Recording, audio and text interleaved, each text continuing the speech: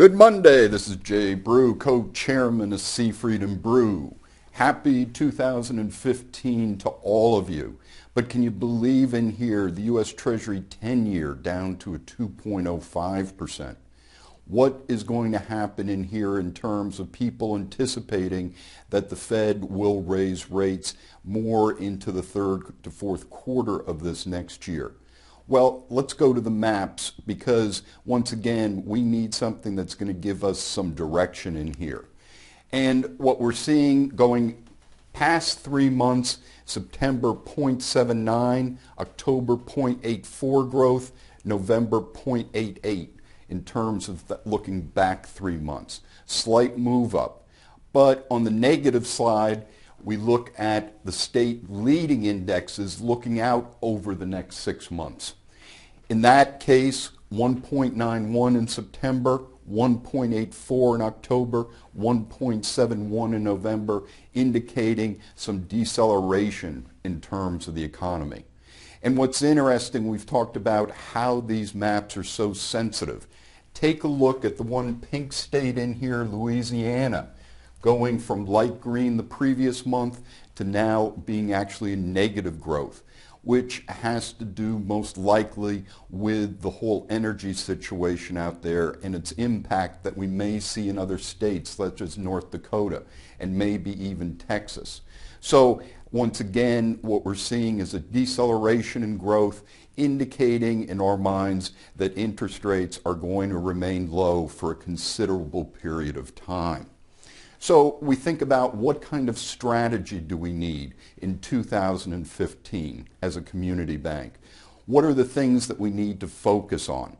And one of the things we talked about last year was net interest income, fully taxable equivalent in dollars, away from looking at it just in margin. And what's interesting is when you look at across the country, looking at all the community banks between 100 million and 5 billion, they actually grew their net interest income in dollars by 6.49%. So you want to be taking a look at this year's budget to see if that kind of growth rate is in store for your bank. We also then talked about net overhead, and we also look at loan and asset growth and tax efficiency. So here we have the last 12-month growth rates for loans up a pretty impressive 9.16% through the third quarter. Assets growing at 6.74%. So as we talked about last year, that need to grow in here is really essential in terms of your strategic planning.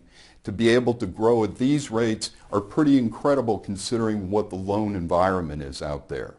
So when we then look at net overhead, that trend just has somewhat dropped over the last year, but still remains doggedly high at 2.2% of assets.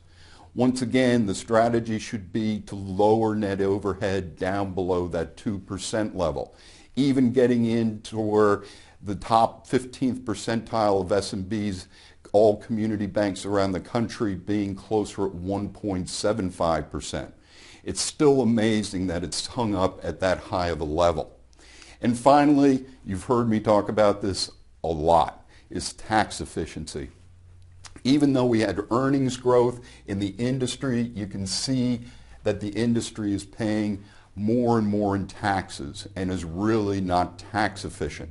So once again, pulling up a strategy to sit there and say over the next couple of years, how can we lower our overall taxes in here and try to reach the level of tax efficiency I still say is very important. So there you have it for 2015. This is Jay Brew. Have a great week.